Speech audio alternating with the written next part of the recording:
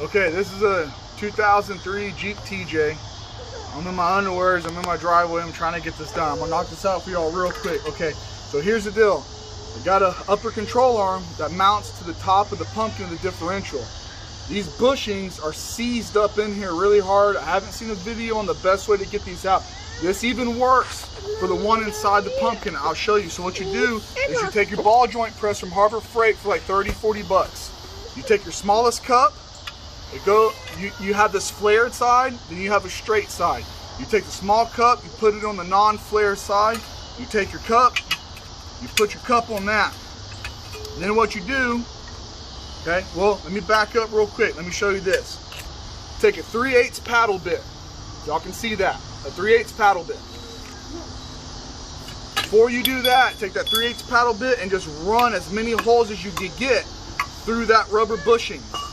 4, 5, 6, doesn't matter. Then after that, take your cup, put it on your non-flared side, and you want the hole that passes through, not your other cup. Okay, you're gonna set this up like this. Then you're just gonna take your ball joint press just straight with a plunger, and you're gonna push the center pin out, which is this. This is gonna come out good, but the rubber's gonna stay in here. So now what you do, now this is a camber bolt from a Nissan Frontier. Doesn't matter, from 2005 to 2020. This is the camber bolt for a Nissan Frontier. This fits almost perfectly inside there. If y'all can see that. The washer. I'm gonna try to move my hand so y'all can see that. All right, it fits almost perfectly inside there. Almost all the way around. The camber bolt from a 2019 on down Nissan Frontier. So then what you do is you're gonna take your camber bolt, your rubber's still gonna be in here. Take your camber bolt, throw your camber bolt through there after you push this out. The reason why you have to push this out first is because the camber bolt won't go through this, it's too big. So you push this through, and then what you do is you take your cup and you repeat the process. Put your cup back on, put your sleeve in your cup, but now you're gonna be using your plunger to push this through, and it's gonna pull all that rubber out almost clean. Then you take your torch, your matte gas torch or whatever, you just heat up this inside. You don't have to burn it like crazy, you don't have to throw it in the fire, just heat it up about 2-3 minutes, just work it around, 2-3 minutes, it's gonna liquefy everything. Take a rag, don't burn yourself, be careful. Take a rag and you can wipe everything out, take a screwdriver, scrape it all out, scuff it all out, however you want to do it. You can scrape it or wipe it. I normally just take a rag, or I take a razor. Got one up there, show them the razor. That's just a window scraper razor. It's about 4 inches long. I'll take that and I'll just run it in here and along. And there, that one too, laying down, you can still put it in there and you can scrape all the remainders out. After it's been heated, take a rag, put some WD-40 on it, wipe it out, and you have a clean seal. Then you can take your polyurethane bushings and just pop them in there. Super quick, super easy, takes about maybe 20 minutes, 15 minutes of bushing to do this. I'll show y'all how I burn the one out in the Jeep on the pumpkin when I get to it. Go ahead and turn it on. Okay, take the paddle bit, put it right up against that inner sleeve.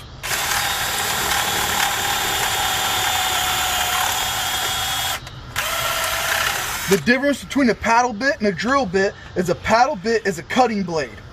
The drill bit is a spiral blade, so it's gonna just suck it in there and thread it in like a screw. It's not gonna remove material. This, on the other hand, removes all the material it passes through. It just shaves it off. Just take it, lean it up against there flat.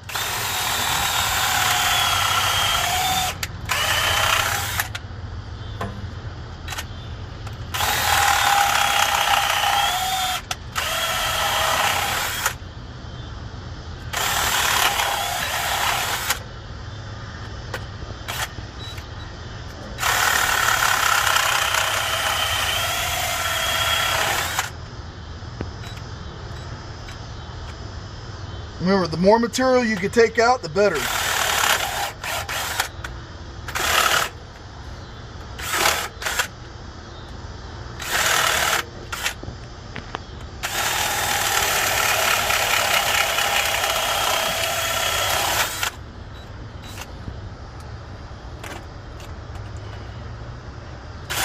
All right, I think that's about all we're gonna get out. Okay, go and turn it off. Cup, sleeve. Now this is the flared side. I don't like to press out towards the flare side because you could pop your cup out, but you'd have to take the spring out in order to press it the correct way. But since the spring's here, we're just gonna have fingers crossed that this works. So I already drilled it out and I already got my plunger in there. So I'm gonna see if I can plunger this out. Can you hold that light so they can see, Richard? Thank you, sir. And it should just pop right on out. That sleeve shouldn't move because it's nice and rusted up. And I took out a whole lot of rubber. So there's gonna be a whole lot that's gonna be moving.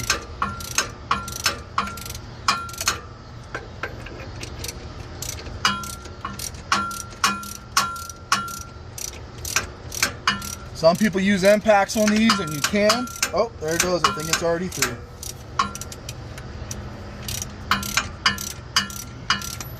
Yep, some people use impacts, and you can use impacts. It makes it faster, makes it whatever, but I just have a hard time getting my big body impact in here, so I just use a good old-fashioned ratchet, because that didn't take a whole lot of time now, did it, people? No, it did not. Now look, oh, there's the sleeve. Now here's the kicker. Sometimes your plunger isn't going to come out. It's not a problem. If it gets stuck in the rubber, you just take your channel locks. Give them the channel locks by chance.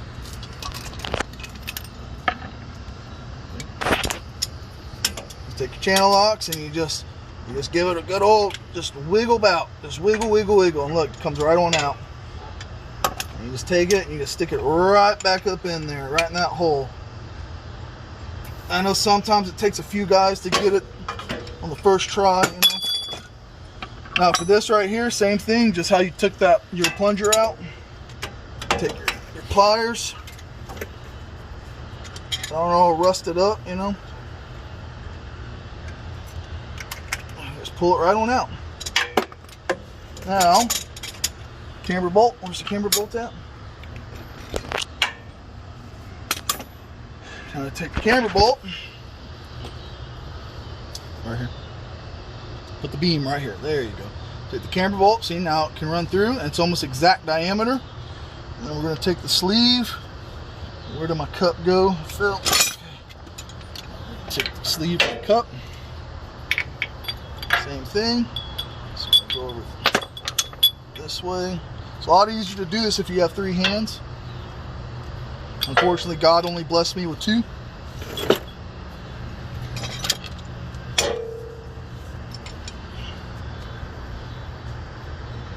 And almost all tools are right-handed, and I'm left-handed. You know, right-handed ratchets, right-handed sockets, right-handed wrenches. Everything's right-handed, man. Just don't make anything for us lefties. All right, so now this goes on here. Okay, get a little tension on there. Get your ratchet do.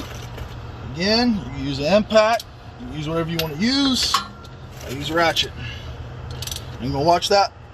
You'll watch this washer just push in there, and you'll know when it gives loose because it's just gonna bloop, and you'll feel it loosen up. It's gonna get real tight, but that bolt you should be able to feel that bolt coming right through the back of there. It's getting nice and tight. That rubber's trying to hold onto that bush, that sleeve. Well, it's gonna pop out here in just a second.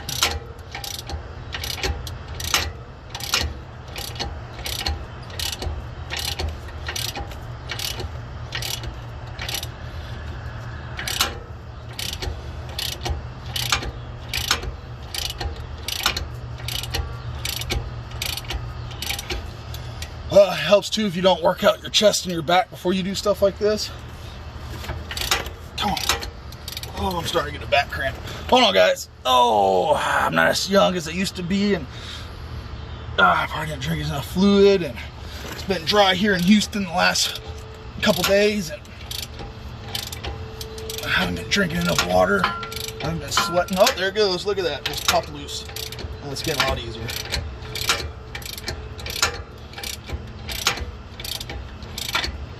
Yeah, the bolt's starting to stick through the end here. We're gonna go for good measures until it pretty much wants to fall off on its own.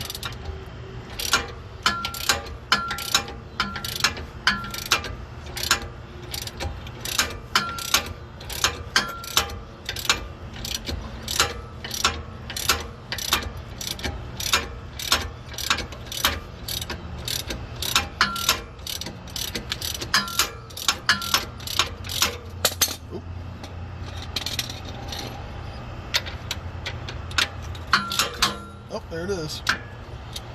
See? That way you're guaranteed 100% it's out.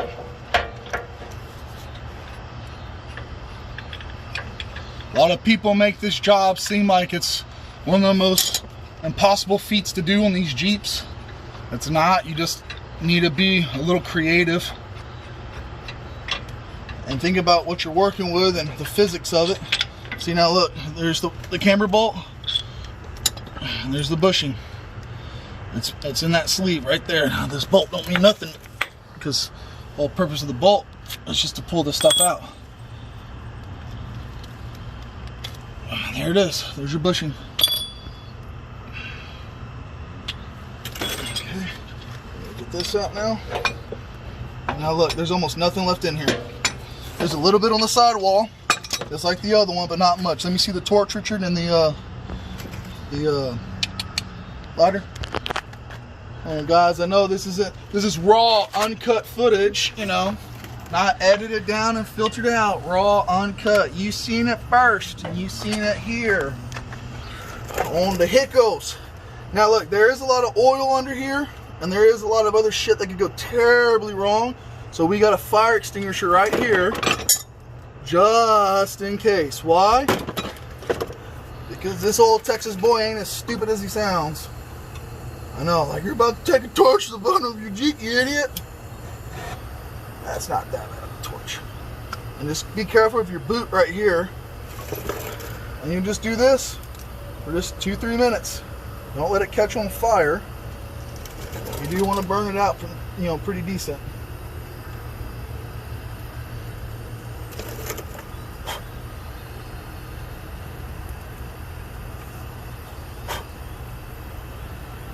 That's just the vent line.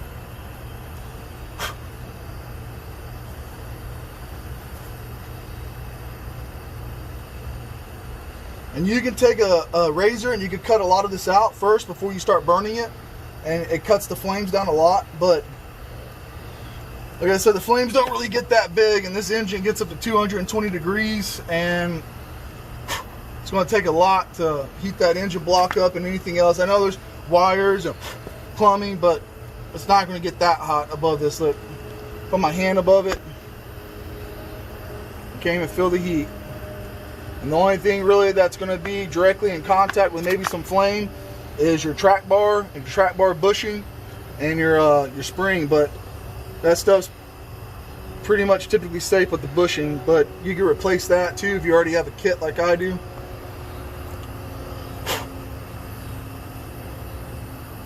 Alright, that's pretty much it, man. You can just slowly take your time and then burn it around. Make sure not to catch us on fire.